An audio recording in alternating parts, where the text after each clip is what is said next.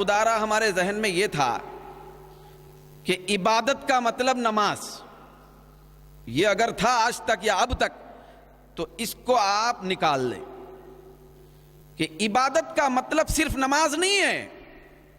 بھئی ایسا ہوتا نا، جہاں عبادت کی بات آتی فوراً خیال میں کیا آتا؟ نماز۔ بھئی آتا نہیں آتا؟ یہ فلاں بڑا عبادت گزار ہے تو ہمارے ذہن میں آتا فوری، ارے نمازی ہوگا، نماز زیادہ پڑھتا ہوگا۔ تو یاد رکھیں، نماز ہی عبادت نہیں ہے، نماز بھی عبادت ہے۔ کیا ہے؟ نماز ہی عبادت نہیں ہے، نماز بھی عبادت ہے۔ عبادتیں سینکڑوں ہیں بھائی، عبادتوں کی فہرست بہت لمبی ہے، بہت لمبی فہرست ہے۔ کچھ لوگوں نے 10 گنائی، کچھ لوگوں نے 15، کچھ لوگوں نے 50، کچھ لوگوں نے مزید اور زیادہ کر دیا کہ یہ بھی عبادت ہے، عبادت یہ ہے، فلاں عمل فلاں عمل فلاں عمل عبادت ہے۔ لیکن یاد رکھیں کہ وہ جو تصور نکال دیا کہ صرف نماز عبادت نہیں ہے، صرف نماز عبادت نہیں ہے، کہ ہم سمجھ جائیں کہ جیسے ہی مسجد میں نماز پڑھ کے باہر نکلے چلو عبادت کر لیے، ہم عبادت گزار بن گئے۔ نہیں، نماز ساری عبادتوں میں سردار ہے، لیکن یہی عبادت نہیں ہے۔ عبادت کے بہت سارے پہلو ہیں بھئی، عبادت کے بہت سارے گوشے ہیں۔ چنانچہ صاحب روح البیان ایک بہت بڑے مفسر ہیں، بہت بڑے مفسر ہیں، کہ صاحب روح البیان، اور یہ روح البیان وہ کتاب ہے جو غیر مقلدوں کے پاس مانے جانے والی بلوغ المرام سے زیادہ مشہور ہے۔ تو روح البیان کا حوالہ اس لیے میں دے رہا ہوں کہ روح البیان میں حضرت صاحب روح البیان حجت الاسلام امام غزالی رحمت اللہ علیہ کے ذریعے سے نقل فرما رہے ہیں۔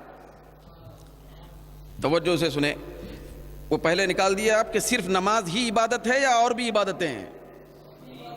بولیے بھائی، صرف نماز ہی عبادت نہیں ہے، نماز عبادتوں میں سے، من جملہ عبادتوں میں سے ایک عبادت ہے، بڑے درجے کی عبادت ہے۔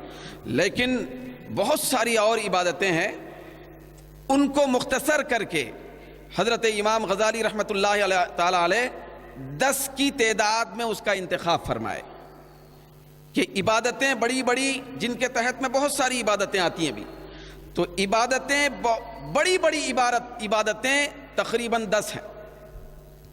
یہ امام غزالی کا تجزیہ ہے جس کو صاحب روح البیان نے نقل فرمایا روح البیان کے اندر۔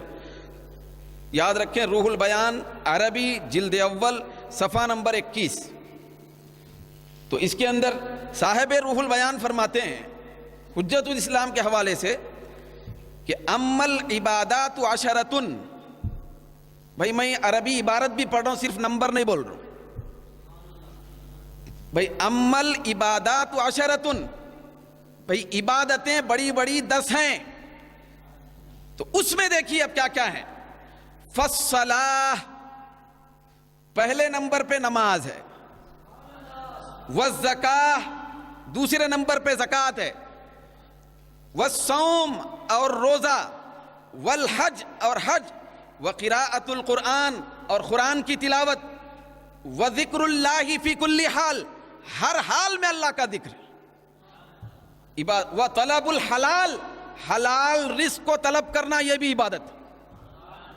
دیکھ رہے ہیں کتنا بڑا وسیع دائرہ ہے، بڑی بڑی پیچیدہ چیزیں ہیں یہ سب۔ نماز پڑھ کے باہر نکلنا آسان ہے، یہ ساری چیزیں اختیار کرنا بڑا مشکل ہے۔ تو طلب الحلال، حلال روزی کو اختیار کرنا، یہ بھی عبادت۔ پھر اس کے بعد وہ فرماتے ہیں کہ والقیام بحقوق المسلمین وحقوق الصحبہ، مسلمانوں کے حقوق کو انجام دینا اور ساتھیوں اور ساتھ رہنے والوں کے حقوق کو انجام دینا، یہ بھی عبادت ہے۔ بھئی آپ کے ساتھیوں اور ساتھ رہنے والے، گھر کے بازو میں رہنے والا پڑوسی بھی ساتھ میں ہے، آپ کے شہر کے بازو میں جو شہر ہے وہ بھی ساتھی ہے، آپ کے ملک کے بازو میں جو ملک ہے وہ بھی ساتھی ہے۔ تو اس طرح پورا خطے اور آپ کا دوست احباب ہے، کنبہ ہے، تو لہذا اس کنبے کے حقوق کو ادا کرنا یہ بھی عبادت ہے۔ آپ چھوٹے بھائی کے ساتھ محبت کا سلوک کر رہے ہیں، یہ عبادت ہے۔ پڑوسی میں ایک یتیم ہے، اس کے سر پہ ہاتھ پھیر رہے ہیں، عبادت ہے۔ صرف رکعت باندھ کے کھڑے رہنا عبادت نہیں ہے بھائی، تو یہ بھی عبادت ہے۔ پھر اس کے بعد 9 نمبر پر فرمایا گیا الامر بالمعروف والنہی عن المنکر، بھلائی کا حکم دینا، برائی سے روکنا، یہ بھی عبادت ہے۔ پھر اس کے بعد 10ویں نمبر پر فرمایا گیا اتباع السنہ، سنت کی پیروی کرنا اور اتباع کرنا، یہ بھی عبادت ہے۔ تو عبادتیں کل کتنی بیان کی گئیں امام غزالی کی طرف سے؟ 10، مگر اتنے ہی نہیں ہے، وہ ان کا بیان ہے، بڑی بڑی عبادتیں یہ 10 ہیں۔ بھائی امر بالمعروف نہی عن المنکر میں بہت ساری ذیلی چیزیں آ جاتی ہیں، سینکڑوں آ جا سکتے ہیں۔ بھائی ایک آدمی جھوٹ بول رہا، اس کے لیے بھلائی کا حکم دے رہے ہیں، شراب پی رہا، بھلائی کا حکم دے رہے ہیں کہ چھوڑ، برائی سے روک رہے ہیں اس کے لیے اعتبار سے، جوا کھیل رہا، جواڑی کو روک رہے ہیں برائی سے۔ تو اس طرح ذیلی چیزیں بہت ساری آ جاتی ہیں۔ جوے سے روکنا بھی عبادت، شراب سے روکنا بھی عبادت، جھوٹ سے روکنا بھی عبادت، غیبت سے روکنا بھی عبادت، چغلی سے روکنا بھی عبادت، گالی گلوچ سے روکنا بھی عبادت، وعدہ خلافی سے روکنا بھی عبادت۔ یہ پوری چیزیں امر بالمعروف نہی عن المنکر کے دائرے میں آتی ہیں، سینکڑوں چیزیں اسی ایک زمرے میں شامل ہیں۔ اب اندازہ لگائیے کہ عبادت کا مفہوم کتنا بڑا ہے۔ بھئی عبادت کا تصور کتنا جامع ہے، کتنا کشادہ ہے۔ ہم سمجھ رہے ہیں صرف نماز پڑھ لیے تو عبادت ہو گئی، بھئی نماز بھی عبادت ہے، نماز ہی عبادت نہیں ہے۔ تو یہ ایک چیز ہو گئی۔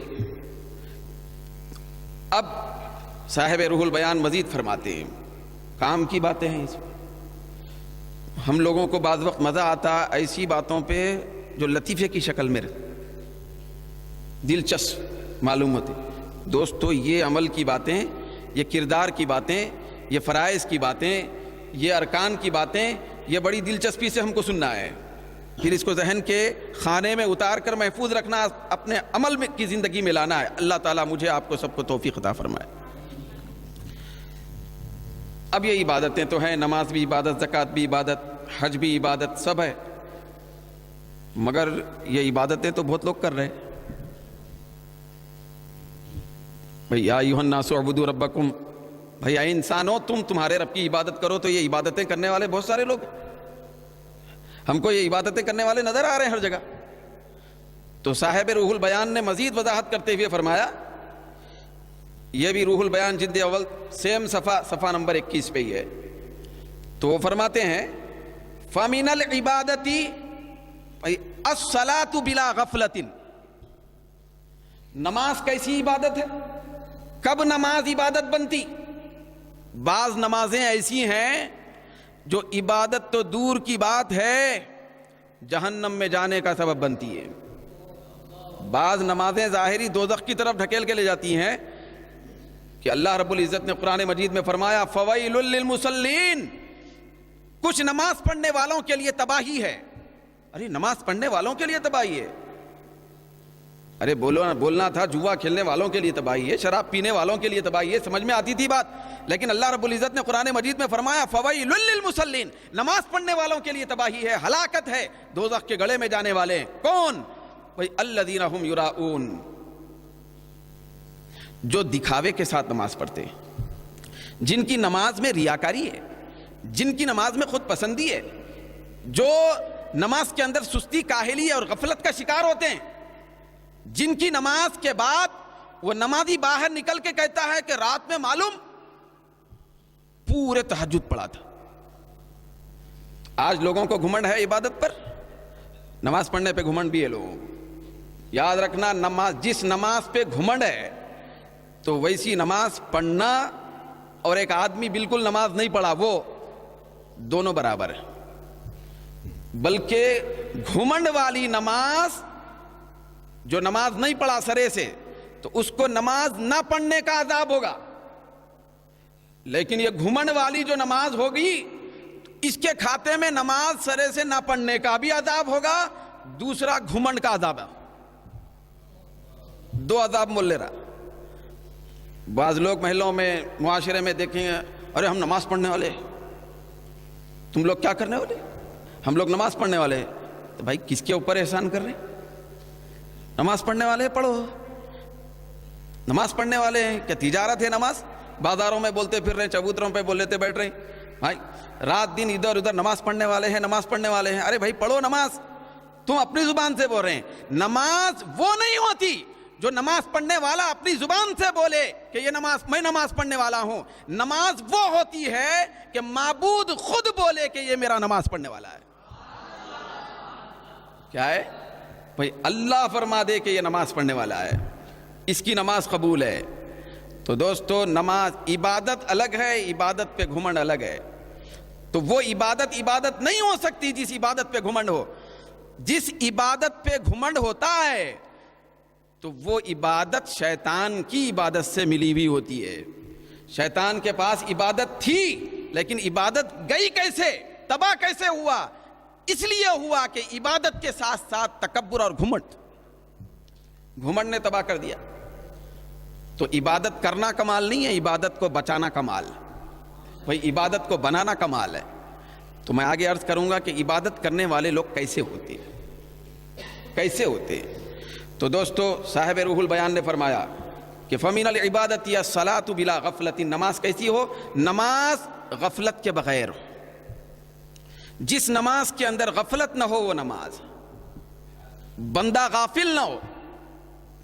ہم نماز پڑھتے ہیں تو نماز کے اندر غفلت طاری ہوتی ہے، اللہ کی طرف سے توجہ ہٹ جا رہی، معبود حقیقی کی طرف سے دھیان ہٹ جا رہا ہے.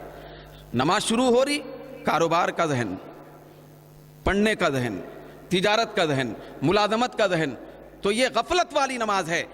تو بزرگان دین نے فرمایا نماز وہ ہے جو بغیر غفلت کے ہوتی ہے. دوسرے نمبر پر فرمایا کہ وَالصَّوْمُ بِلَا غِیبَةٍ. روزہ وہ ہوتا ہے جو بغیر غیبت کے ہوتا ہے. جس روزے میں غیبت ہو وہ روزہ ہی نہیں. دیکھ رہے ہیں کتنی بڑی کام کی بات ہے. جس روزے میں غیبت ہو وہ روزہ ہی نہیں ہے. وہ ایسا ہے جیسے بڑے لوگ بیان دے کرتے ہیں، مثال دے کے بیل کو بھوکا رکھے سرکار. غیبت کے ساتھ روزہ رکھنا. اس کے بعد فرمایا گیا وَالصَّدَقَةُ بِلَا مِنَّةٍ. صدقہ خیرات حقیقت میں وہ ہے جو بغیر احسان کے. ارے جس دینے پہ احسان جتایا جائے وہ دینا نہیں ہے، وہ رائے گاہ ہے. پھر اس کے بعد بیان کیا گیا وَالْحَجُّ بِلَا إِرَاءَةٍ. حج حقیقت میں وہ ہے جو بغیر دکھاوے کے.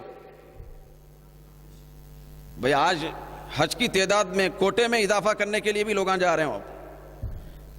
لوگ بولنا محلے میں کہ 5 حج کیے ہوئے ہیں، 10 کیے ہوئے ہیں، 15 کیے ہوئے ہیں، 40 کیے ہوئے ہیں. بعض لوگ ایسے بھی بولنے میں ملتے 40 سال سے ایک بھی حج نہیں ہوا، نہیں چھوٹا. مگر تمہارے منہ سے تو پورا چھوٹ گیا، تو پورے 40 سال کا حج تباہ ہو گیا. تو حج بغیر ریاکاری کے ہونا تو وہ حقیقت میں حج ہے. والغزو بلا سمعت. جہاد بغیر شہرت کے، شہرت کے بغیر جہاد ہو. پھر اس کے بعد فرمایا گیا والعتق بلا اذیت. آزاد کر دینا، آزاد کرنا کسی غلام کو، کسی نوکر کو بغیر اذیت کے، تکلیف دے کے آزاد کرنا یہ آزادی نہیں. پھر اس کے بعد بیان کیا گیا والذکر بلا ملالت. ذکر بغیر اکتاہٹ کے. اکتاہٹ اور سستی کے ساتھ ذکر، یہ ذکر نہیں ہے. پھر اس کے بعد بیان کیا گیا وسائر الطاعات بلا آفت. ساری اطاعتیں اور فرما برداریاں بغیر آفت کے ہونا. بھئی اطاعت ادھر کر رہے ہیں، دوسری طرف قبول نہ ہونے کی آفت بھی لا لے رہے. تو یہ ساری چیزیں اس نہج پہ اگر ہوں بندے کے اندر تو ویسی صورت میں وہ عبادت بنتی ہے. تو اللہ رب العزت نے حکم دیا کہ اے انسانوں، اگر تم انسان بننا چاہتے ہو، انسانیت کے تقاضے کو پورا کرنا چاہتے ہو، پھر انسانیت کو بچانا چاہتے ہو، انسانیت کی معراج حاصل کرنا چاہتے ہو، اعبدوا ربکم. تم تمہارے رب کی عبادت اس ڈھنگ سے کرو تو تم انسان بنو گے. ہر عبادت کرنے والا انسان نہیں ہوتا. انسان نہیں ہوتا. انسان وہ ہوتا ہے جو عبادت اس ڈھنگ سے کرتا ہے. دوستو حدیث شریف میں آیا، سرکار دو عالم صلی اللہ علیہ وسلم نے ارشاد فرمایا کہ من اخلص العبادت للہ 40 یوما ظہرت ینابیع الحکمت من قلبہ علی لسانہ.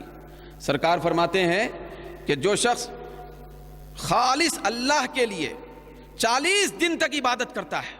کتنے دن تک؟ عبادت تو جب تک زندگی ہے جب تک کرنا ہے، کیونکہ قرآن مجید میں آیا کہ وَاعْبُدْ رَبَّكَ حَتَّى يَأْتِيَكَ الْيَقِينُ، اے بندے تو تیرے رب کی عبادت یقین آنے تک کر، یعنی موت آنے تک کر۔ موت کیونکہ یقینی معاملہ ہے، موت میں کسی کو شک نہیں ہے، اگر کوئی شک کر رہا تو صبح تک ہی اکھاڑ سکتا، تو موت میں کسی کو شک اور ڈاؤٹ نہیں ہے، تو اسی لیے موت کو یقین کہا گیا کہ اے بندے تو تیرے رب کی عبادت موت تک کر، انتقال تک عبادت کرنا ہے، 40 سال تک یا 40 دن تک ہی نہیں ہے، لیکن یہ اس کی فضیلت بیان کی جا رہی ہے، بھئی اس کی برکت بیان کی جا رہی ہے۔ جو آدمی اللہ کے لیے، خاص طور پر اللہ کی رضا کے لیے خالصتاً لوجہ اللہ 40 دن تک عبادت کرتا ہے، آقائے دو جہاں نے فرمایا ظہرت ینابیع الحکمہ، حکمت کے چشمے اس کے دل سے نکل کر اس کی زبان پہ جاری ہو جاتے۔ میں آپ سے سادہ سوال کروں، حکمت بڑھ کے ہے یا دولت؟ بولیے بھائی حکمت بڑھ کے ہے یا دولت؟ یاد رکھیں، تفصیل میں گئے بغیر عرض کروں، دولت سے حکمت نہیں آتی، حکمت سے دولت آتی نا، حکمت سے دولت ملتی ہے، دولت سے حکمت ملتی۔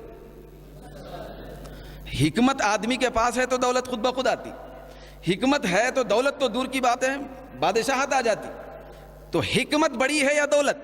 اب بولیے، حکمت بڑی ہے نا، اسی حکمت سے بادشاہت ملتی، اسی حکمت سے معیشت کا استحکام ملتا، اسی حکمت سے دولت بھی حاصل ہوتی، اسی حکمت سے نعمت ملتی، اسی حکمت سے صلاحیت ملتی، اسی حکمت سے دنیا کے بہت بڑے عہدے ملتے۔ تو اللہ کے حبیب فرماتے ہیں جو آدمی خالصتاً اللہ کے لیے 40 دن تک عبادت کرتا ہے تو اللہ تبارک و تعالی اس کے دل سے، اس کی زبان پر حکمت کے چشمے جاری کر دیتا ہے۔ خالی حکمت نہیں بلکہ حکمت کے چشمے جاری ہو جاتے ہیں، وہ جو بولتا ہے وہ حکمت ہوتی ہے، اس کی زبان سے حکمت کی باتیں جاری ہو جاتی ہیں۔ یہ مقام اور مرتبہ ہے صحیح ڈھنگ کی عبادت کی۔